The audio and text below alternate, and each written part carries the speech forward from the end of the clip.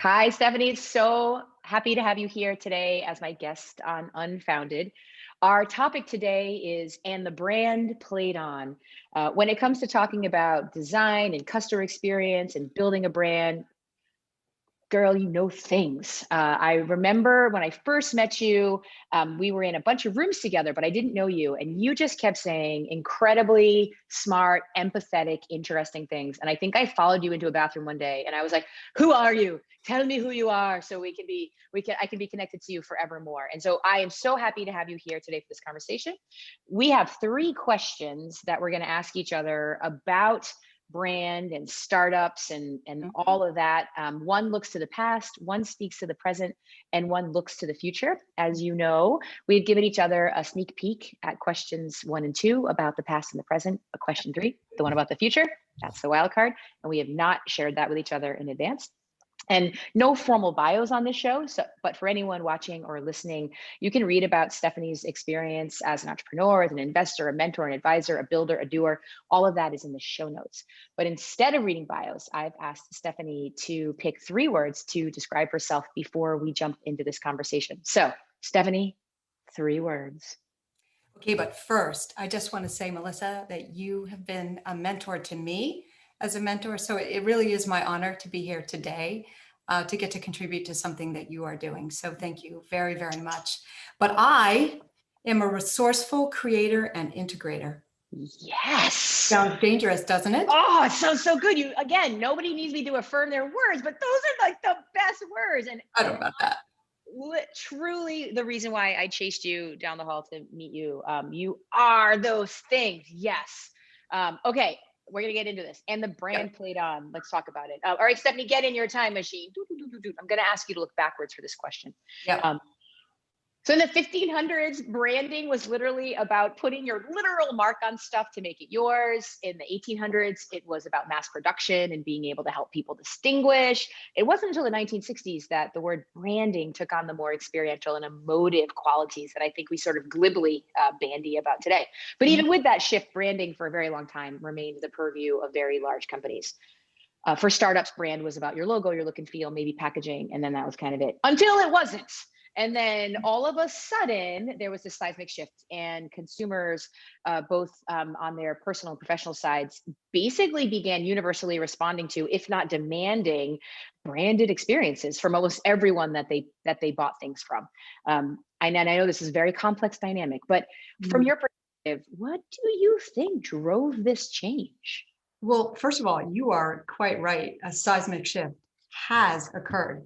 I think I was prepping for this a little bit this week, and I read online that the average consumer is exposed to something like 3,000 brand messages a day. I mean, that's just incredible to me.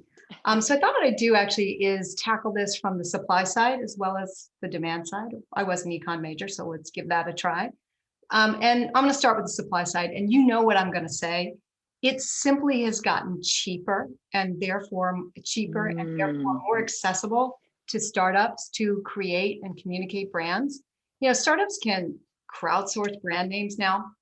They can hire a freelancer to craft a logo pretty inexpensively. And they can even actually create one themselves by using a handful of AI-driven platforms. And also the proliferation of communication channels has meant that startups can acquire customers at the same time they build their brands. And that wasn't something we could even do at Gillette. We had $40 million of advertising to do, but we had to make a decision every year. Do we run the commercial that's focused on the best demand can get, branding advertising, or do we focus on Mach 3 or Fusion or whatever product we were focused on at that moment? And so we couldn't even do that. Yeah. Turning out of the demand side, consumer side, brands have always been desired by consumers. That really hasn't changed, but something definitely has changed. And so if you look back at the supply side for a second, all the forces we described have simply created too much choice for consumers. And, brands help consumers navigate choice, and they make consumers feel good about the choices that they make. And so consumers need them more today, really, than ever before. But really, the more profound thing is the rise of social media. Now, back in the 90s, when I first started my marketing career, big brands were engaged really out of necessity, because this is the way media and marketing worked back then, in a one-way dialogue with Yeah. consumers, right? We had our product narratives. We could tell you what it did for you and maybe how you might feel after you used it. And we were kind of an authority on whatever subject matter we were talking about. And that was our relationship with consumers. Now, social media has really changed all that. It's made brands a two-way conversation. Now, to be clear, we always knew consumers were a powerful but actually impossible to access constituency. But what has changed is that consumers now have real voice in the conversation, right? Yeah. Brands now like Glossier have arisen from this voice instead of being, designed by marketing people or agencies like me. Yeah. Now, brand is like a peer. Oh And my so, God. I mean, It's like neuroeconomics. it's totally different now in that sense, even though what a Yeah. brand means is still the same thing. How they get created and how they get communicated is totally different. And so, yes, consumers can demand brands more today, and they can, and because they can, they will. Yeah. Yeah. And my last thought on this is that all of this conversation creates data that then helps marketers and especially startups, um, titrate their messages to a tighter circle of consumers. And so in ways, we can have more brands because we can make them apply to smaller groups of consumers. So, Yes. I think startups actually in this regard have a real advantage. I never thought about that, but the titration actually creates real space for more brands, because brands can become, niche is okay, because you can Yeah, actually affect, you couldn't do it when all you had was a bullhorn. It was like a joke. Man, right. okay. All right. You Wow. did. Wow. Like, wow. I did not expect you to say all that. So, okay. Maybe a bit too All much. right. All right. No, no, not at all. All right, Stephanie, take me to the past.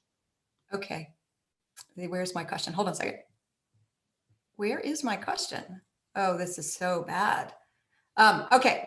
So, related to your question to me, I have witnessed, and I'm sure you have too, an explosion actually in the DTC business models and brands. How have you thought investing in these type of companies? What do you think the unique challenges they face are? And Melissa, is this a fad, a phase, or a fundamental shift in our options as consumers? All right, D, all of the above. But going back to the head of the question, I think so much has changed. I think the underlying technology, playing off of what you said, there are real economics at play here. You can just do things today that you couldn't do before. I remember being an investor, an equity investor in one of the very first men's subscription services. And everything was like duct tape and pipe cleaners and manual, right? There was no Shopify, you couldn't even manually process payments, right? Fast forward now, the infrastructure is there, which frees up energy and space for companies to be thinking about creating a more meaningful connection with their customers. I think the challenge is that you can get to market today really fast. You can get a little bit of action that feels really, really good. But then I think there's like a reality, a wall that hits, that exposes how maybe gossamer some of those early assumptions were about what that market fit looked like. I think on the brand side, if you had asked me a few years ago, I used to say quite frequently that companies, early stage companies, whether direct to consumer or not, could postpone thinking about brand beyond look and feel, right? Beyond consistency, logo, for a while. And I would make the case that, you needed the velocity through the system before you made those choices. And there's still some truth to that. But I think the delta between when you start and when you need to really start thinking about that has shrunk dramatically. And I think on the consumer side, that is especially true. And I think now where we've saved money on infrastructure, and being able to being able to use cheaper tools to go to market with physical products direct to consumer, you now need to spend more money on understanding your customers, your relationships with them, and all of the ways that you communicate with them on like a treadmill. It never ends. You get it right for a minute, the half-life on that is like a hot second. And so while we had an economic savings by having all this shared infrastructure for direct to consumer brands, I think there's now been an incredible shift, and you now need to be investing both in people and, I mean, people cost money in these parts of your business in ways that have far exceeded my expectations at the time. So I think any of the when we used to say it got cheaper to start a business, I think we're back on the other curve. I think we're going up the other curve. And yes, certain things are cheaper, but more things now are more expensive. And so I think the pressure for a company that might be at a $500,000 run rate to have to really start investing and making difficult choices around brand experience, voice, all these things. I think now it's like the devil is breathing down your back. So that's it. Okay. Fast forward back to now. We're in the present day. Stephanie, when it comes to creating experiences that customers love, which is perhaps the first step in building a brand at all, right? If customers don't love you, then don't bother building a brand around it. Exactly. What skills do you think founders need today to focus on building? Founders need to build either within themselves or by extending their team to win over customers and really just create that stickiness that companies crave. Yeah. And I definitely am a person who believes that brands just kind of happen when great experiences are matched with a consumer who's desperate for the solution, who's really passionate about the solution.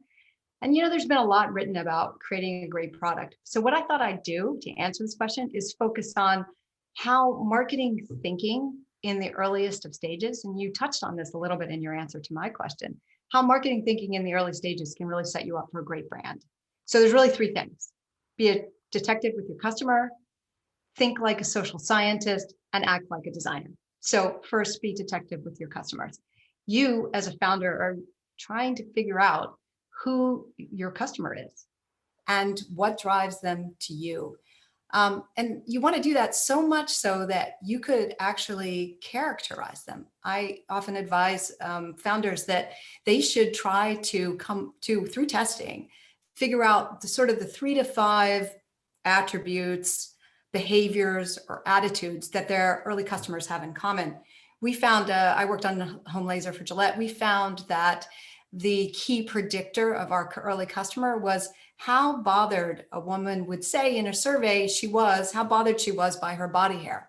On a 10-point scale, we actually found that it was the 9s and not the 10s. And you would have figured for a very expensive device, the 10s would have been the target, and they weren't. And there's a whole bunch of really interesting psychological reasons, which we won't go into. Well, there's a lot of social science there, Yeah. which is why you said be a social scientist. Yeah, there was a lot of I could spend our whole time talking about this, but there was a lot of real reasons why it was a 9 and not a 10. And I would have said it was the 10s. So it's really important to really learn about this. And creating a really great customer profile, it can be very helpful for validation reasons, but it can also be just very helpful in creating products. I mean, you really know what's driving them to you and how to find them when you go to market. And this can be done with customer interviews, traditional surveys, and really well-designed experiments. And this is something that should be done by the internal team. I think it's an internal team task. Amen. No external resources needed. You can outsource it once you know it, but you can't until you know it. You can't confidently manage an outsourced partner to do it. Oh my God, I'm not supposed to respond, but you have to figure this out seriously. as a team. This is job number one. Yeah. And then once you've done that, the second thing is to go a little further on that social scientist front. And you want to figure out if it's at all possible. Sometimes it's not, it depends on the category. If you can bring emotion into your proposition. I find founders do a really good job solving functional problems and creating functional benefits for their customers. But the thing they often fail to think about is, what does the function that they've created, the benefit that they've created on the functional side, do for the user or the customer in terms of emotion, social, or even self-actualization? Values and benefits, they have an innate hierarchy. And it's kind of related to Maslow's theory. And I have a great resource for that. So perhaps I can put it in the show notes. But your strategy is to try to go up that pyramid as much as you possibly can. And, when it comes to emotion, it can be really tricky. Sometimes you just need to show it. You can't say it. Sometimes it appears in little moments in your product, and sometimes it's part of the brand elements that we're going to talk about in a second. And so I think, and sometimes you have to be prepared for your customers to disappoint you, that they're not actually who you want them to be, that we're actually more vapid and gross than you want us to be. Anyway, carry on. And you can't, it's so hard to predict what it really does for consumers. You really have to, customers, you really have to do the work to understand this. And I do really think that founders in general and teams in general underinvest in messaging testing. The words around this matter so, so much, and nobody really figures out their words before they get into market. And that is just a tragedy, if you ask me. And then finally, you got to act like a designer. Brand is a gestalt. There are elements of it. And when you can simultaneously communicate them in market, they create meaning that is greater than the sum of the parts. So founders can and should be being deliberate. And you talked about this in your answer of my first question about things like visual identity, brand voice, brand personality. And I find that, when it comes to brand voice and brand personality, that those things are very intuitive to founders. I find founders could do that actually in many ways better than an agency. So I really think that is an internal. Well, and if they can't, that's a problem. That's a problem, because that really sets up. That's the first way. That and visual identity is the way that consumers experience the brand. So I think visual identity is one of those things that can be outsourced. I think it can and often should be outsourced. So if I, that's maybe where I would say you should augment your team, but I don't think you need a marketing person for any of this, by the way. Yeah. It's helpful if you have one, but you don't really need one for this. It's got to come from whatever the founding team is. Drop the mic. Yes. Amen. Okay. Stephanie, hit me up with your question about. So my question to you is, okay, where is my question to you? Okay, here we go. I would say, sorry, I've cut and pasted them. I want to make sure I get this right. I would say in my time working with founders, here we go, that the germination of the brand often comes from the founder's own story, the founding story, or the founder's guiding purpose in all of this. And since you invest in companies a little later than when I typically work with them, what do you see are there growing pains in with brands as you try to scale it and you try to get out of that very initial customer? How do founders have to abandon the founding story, or do they merely have to modify it? What do you see today? That like they say, the struggle is real. That is, I think, one of the hardest parts of going from the earliest days of being a founder to actually starting to build a business, right? Mm-hmm. That has some capacity to scale again, and everything doesn't have to be fucking unicorn, right? Things can just be awesome. But I think just to go from, the beginning to that sort of middle, like adolescence, I think it's really more psychologically challenging for most founders than we create space to talk about. I think there's a lot at play. I think lots of good founders come into a problem space because they had the problem, but there's side effects to that too that aren't always great. Because sometimes scratching your own itch makes you like completely blind to the actual itch that a lot of more people than you have, right? So there's all kinds of complications there. But I think I sort of alluded to it when I interrupted you in your answers. One of the hardest parts is sometimes seeing your customer for who they really are rather than who you want them to be. Mm-hmm. And coming to terms with the way they value you versus how you wish they valued you.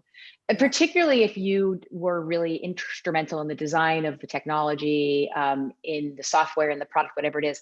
And you find out that people really love you, but not for the reasons you wanted them to. Or even worse, the people who love you the most are just not the people you were like most passionate about in the beginning. And so somewhere in there is this dynamic tension where you have to like let go to move on, while also staying true to your own internal compass and making sure that you're still finding ways to extract value from what you're doing and feel good about what you're doing. And I think from a brand perspective, it's kind of I think about brand and early stage companies like your skin, and it's not a fixed finite thing. It grows with you. It goes through stages, and you have to take care of it and evaluate it and do things to it in order to make sure it grows with you comfortably. And I think for me, even as a founder, like that's been really hard sometimes to come to terms with the way the market really values and sees you is just not always what you wanted. And not everyone has an easy time with that. And I think it's why a lot of founders kind of burn out at that sort of first stopping point and have a hard time making it to the next. So I think there's a lot of psychological negotiating that you have to do with where value and meaning comes from. And a lot of this is social science and neuroeconomics about your assumptions, and you see what you see because you want to see it. And I think this is where surrounding yourself by people that are maybe, complementary but adjacent to you can help make that transition a little bit easier. But I approach it now as an advisor, as an investor, Yeah, with as much empathy as I yeah, can, but also with almost like I'm a little bit cold hearted about it. And I'll just, sometimes you have to be like, your customers are not the heroes you think they are. They're just people. And they don't tell you the truth when you ask them questions all the time. And we're all really lazy and we're all really productive and we're just humans. Humans are the pesky problem, right? With innovation. yeah. And so yeah, I think that's something that I really, because of where we invest and the kinds of companies that I advise and mentor, that there, a lot of them are at that point where there's Yeah. as much letting go as there is leaning in, and Yeah. no one trains you on that. So yeah, that's it. So Um, I know I'm not supposed to bill, but I'll just say that at the end of the day, brands are owned by the customers. they They, are, like it or they not, are, true they, story. they are not the property of the company. They are owned by the customers, and it's what's in the customer's Yep. heart. And that's hard, Full particularly for stop. entrepreneurs who are trained to white knuckle a lot of Yep. things, right? All Yeah. right, buckle up, Okay, Stephanie. I'm Another ready. time jump. Doo, doo, doo. We're off to the future. Yeah. Okay, to say that consumer behaviors have, do, and will change is a gross understatement, epically so. Yeah. The question isn't really if a behavior will change. The question is always when it will change, but really figuring out which behaviors are going to change first and how to sequence that together when you're thinking about building your business. If you look in your crystal ball, do you have a prediction for a consumer behavior or experience that might seem pretty durable today, but you have a little niggling feeling that it might be headed for extinction? Oh, yes. Okay. Well, first of all, I would say that there's an old adage in marketing that um, human needs don't change, only the solutions. Right. So I think actually to answer your question, I think human Mm, needs are actually fairly durable. That what mm. happens with progress is that the needs were always there, but Yeah, solutions get better. And so the need state changes a little bit. But then also what happens is yeah. technology opens up needs that were not possible before. We've certainly Yep, seen that in so many things of yep, like yep. so I don't know what the point of all of that was. I guess just to say that I think needs are actually So no, really I think durable. it's a really good point. Yeah, needs are durable. You might add Yeah, new needs, but once you add a need, you don't really subtract them that much, like fundamentally human needs, like the they things are, we need. yeah, Yeah, they I feel really, you. and I think we've all experienced that in COVID, right? Yeah, Our no, true. solutions have radically changed. Our needs really haven't. Okay. Um, but that doesn't really answer your question. So let me go. No. Let me try to answer it. I actually think e-commerce is going to change a lot Yeah. because I think it's gotten super commoditized now, and I think the possibilities of AI, ML, and AR, VR. I love all these acronyms. Really gets us closer to what could be a marketer's dream. You know, now Mm. we're getting all this data, we're learning a lot about customers. I talked about being able to try trade and understand micro need states, but we might be able to someday really predict those and anticipate those really minute needs or Mm. occasion triggered demand and be able to serve up exactly what consumers are looking for in that moment. I mean, that to me is could be amazing. And this is already happening in the tech world, and I could totally see it's going to continue. Which is, I could imagine, stores just for me, brands Yeah. that are just Yeah. for me, or maybe even an app that kind of creates itself and recreates Yeah. itself Yeah. based on how I want to interact with it. So I Yeah. think, e-commerce and some of these tech things are going to change because of all of the data and all of the learning that's happening on the AI ML side. AR and VR, I think, has potential. I don't even really fully Mm. understand it, but it has potential, I think, to unlock these really deep need states that we can't get at. We talked a lot about consumers give you answers that aren't always, really the deep down truth.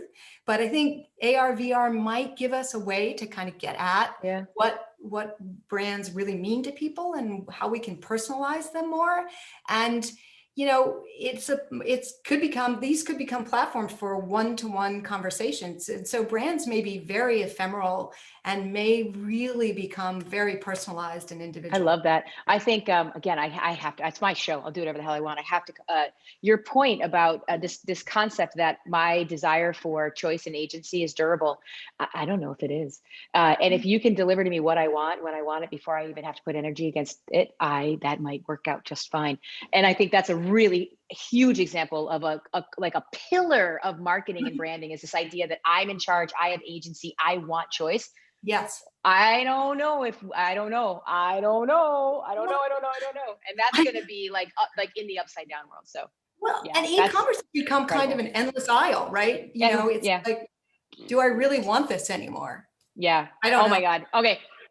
We are going to come, we're going to come. That's a whole episode. That's that's just going to be a whole thing. That is so amazing. Okay. Home Okay, stretch. okay, so Stephanie, question to you. launch me into tomorrow. Okay, you are filming season 2 of Unfounded, which means that you are creating content for your brand.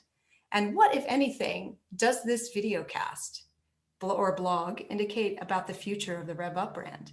And how do you think you need to evolve your brand and your experience in what I imagine, I don't really know, but what I imagine is an ever increasingly complex VC world? That's an awesome question. Thank you for asking me. I think a lot of a lot of this exercise has just been self-serving.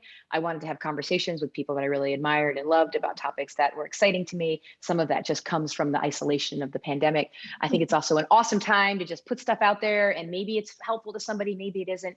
But I think even beyond that, some of it's putting my money where my mouth is, always encouraging my companies to find opportunities to say, have a point of view. You have to have a point of view, even if you're wrong, have a point of view. And because without one, you're just like a big concave gap. Yeah. But I think from a brand perspective, I care a lot about creating a more authentic dialogue about what it means to build a company. And I think the orthodoxy and some of the rigid structures that from startup V1 that we're really alienating and exclusive, and I think really just socially unjust. I think there's a huge opportunity here to dismantle that. And I think a lot of that work is not mine to do. It is to give space to the new generation to do that. But I think where I can play a meaningful role and also self-servingly feel like I have a part to play is on just continuing to recognize that a lot of what we take to be holy as like canonical truths, it's just not. It's just a lot of stuff that got self-perpetuated and self-replicated by the people who had the microphone for a really long time.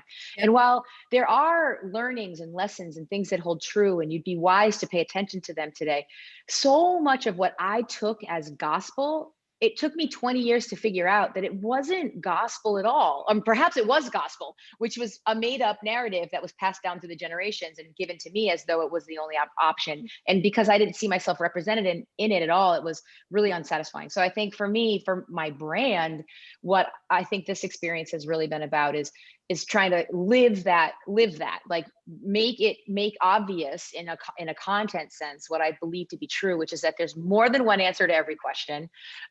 It's really difficult today. I think a lot of the work that we do as mentors and advisors is not to be right or wrong. It's to create space for the dialogue and to try to share what we know, but to know that we know that there's a lot that we don't know. Yeah, and I think for me, when I think about what the impact it has on my fund is it puts a lot of pressure on me as a fund manager to remember that my job when I started this fund was to innovate. And if I'm not innovating at work and I'm only innovating over here at play, then I'm failing my brand, and I'm failing the founders that were my customers. And so I think part of this is just reinforcing what I've believed for a really long time, is that the half-life on an orthodoxy has shrunk, the half-life in a business model has shrunk. And if you don't have a point of view in the middle of all that, then you should just sit down and get out of the way. What a great answer. Yeah. So I fight today for my relevancy.